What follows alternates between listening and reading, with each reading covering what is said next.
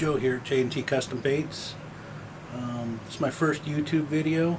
I've been doing a custom crankbait painting for 3 or 4 years now, and I've learned most of what I've learned about it on YouTube videos. There's a ton of them out there, so for a long time I thought, why do I need to make another video? I mean, it's pretty redundant to make a video showing somebody what I learned off of a YouTube video. But I have, after 3 or 4 years, through trial and error, kind of learned some things that that I didn't watch on YouTube. Not to say that somebody else doesn't have a video for it, but that brings me to the subject of this, my first video here, which is these 95mm rip baits. Camera's gonna focus.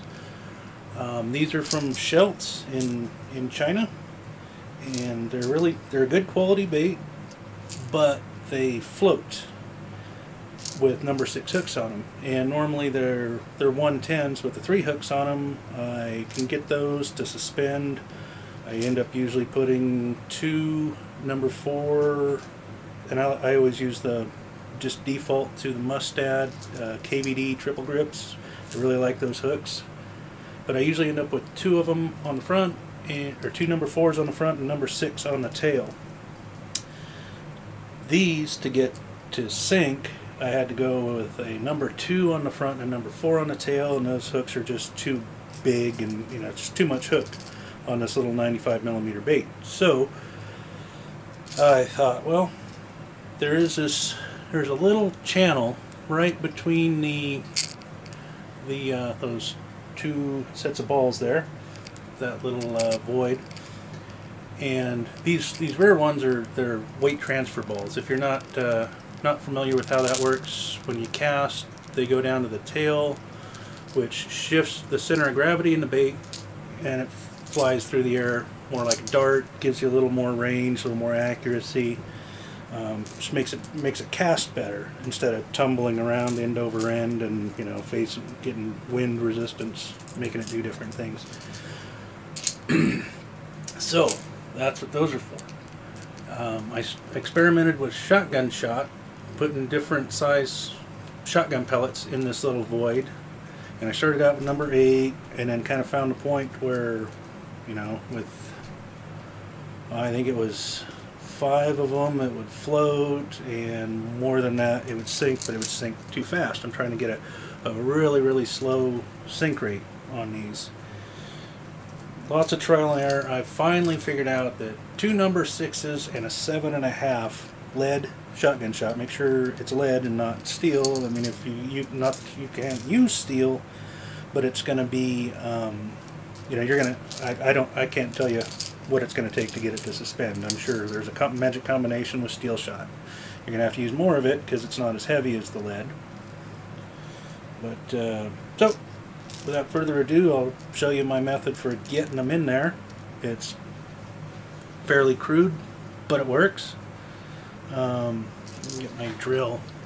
I drill a hole in the top, and then drop the shot down there, and then drip super glue on it.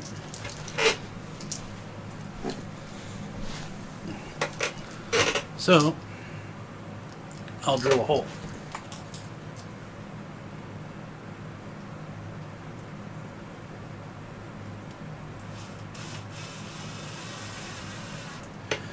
Okay, now here's something else I learned doing this. Right when the drill bit breaks through, it'll want to almost, it's got like, cuts its own little threads in there, and it'll want to thrust into the center of the bait, and it can break those internal baffles, and then cause your balls to go all over the place. You don't want that. So when it's about to break through, I just grab it, pull the drill and the bait apart, and then hit it one more time. It makes a nice clean little hole.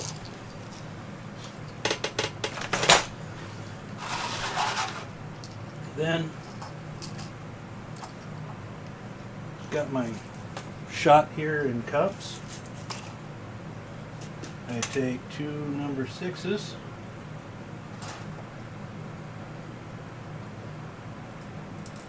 drop in there.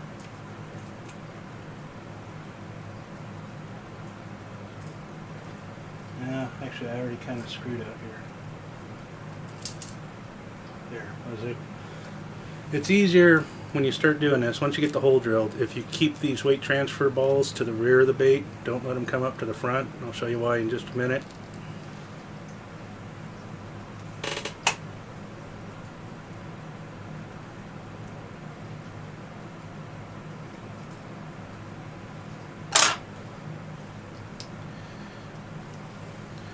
Okay, now we got them in place, kinda, they're just in there loose.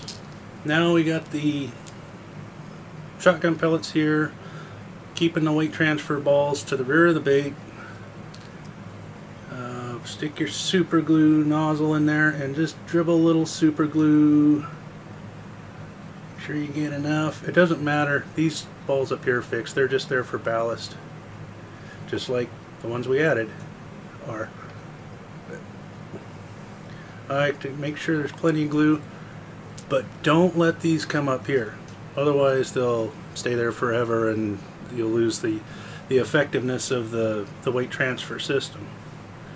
And then I've got I don't know, my wife got these, I don't know, they're for some kind of food, little hors d'oeuvre packaging thing, but they work really good to set these baits in, to hold them upright so they don't roll over and ruin what you just did.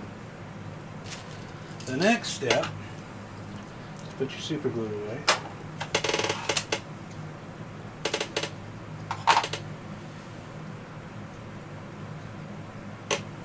Is to mix up some epoxy. This is DevCon 2-ton, but 5-minute epoxy. Any 5-minute epoxy. Don't really matter. Shit.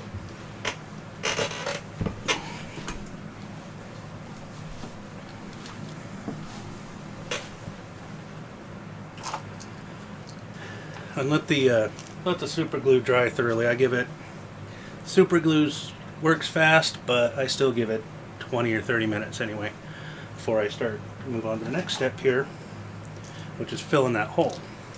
These baits I did glued the shotgun pellets in them yesterday. So get you a piece of tape ready. And cut, stick.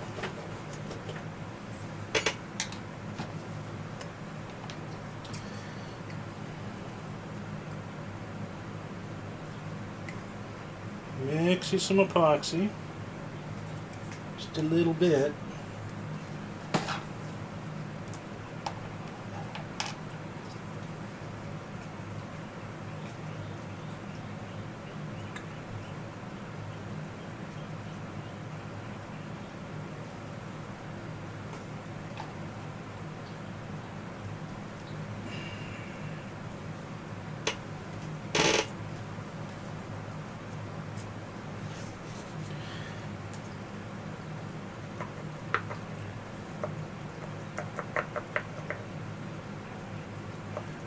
Mix your epoxy. I'm sure everybody knows how to do this. And just take a little dab on the stick and drop it right in that hole. Make sure you got plenty, but not too much, because that's almost too much. There we go. And take your masking tape, cover the epoxy, push it down, and then flip it upside down, and then put it back in whatever you're using. Egg crates, egg cartons work real good too. Flip them upside down, they work really good for holding things from rolling over. Make sure you get it set so that that is the very lowest point on the bait, so the epoxy will flow into there and dry. It'll fill that and be as flat as possible. When you take the masking tape off, and then you got to sand it. I'll after these dry, I'll make the rest of the video. But okay, so we're back, and this is dry. The epoxy's fully cured. It's pretty, just sanding it. It's pretty self-explanatory. I use 220 to knock it down, and then go over it with a Scotch-Brite pad, green Scotch-Brite pad. The one thing there's these little molded-in scale details. You want to try and not sand those down, just because they do give the bait a little added detail, a little realism. And you want to try and not get the epoxy in those either, because that'll eliminate the raised detail. So this pretty straightforward, pretty easy. Just takes a few seconds.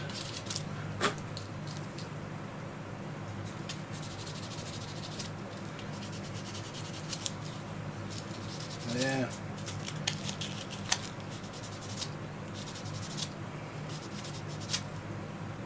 There we go. That's just about there. You just want to knock that epoxy off and just leave enough to fill the hole and make it smooth across that hole.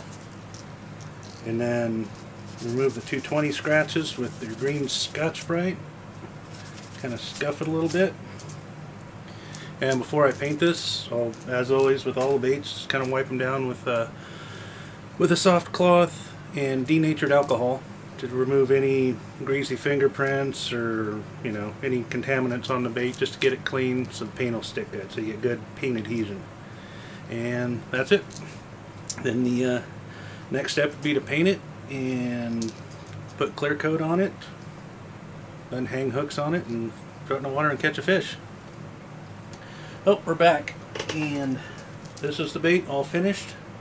When I was going through this testing process to find the ideal balance, have to go ahead and finish it, at least get it to where you can put the clear on it. I mean, completely finished, because the clear coat's pretty thick and it actually does add some weight to the bait, and it'll affect the way the bait sinks when you're trying to hit that fine line of neutral buoyancy.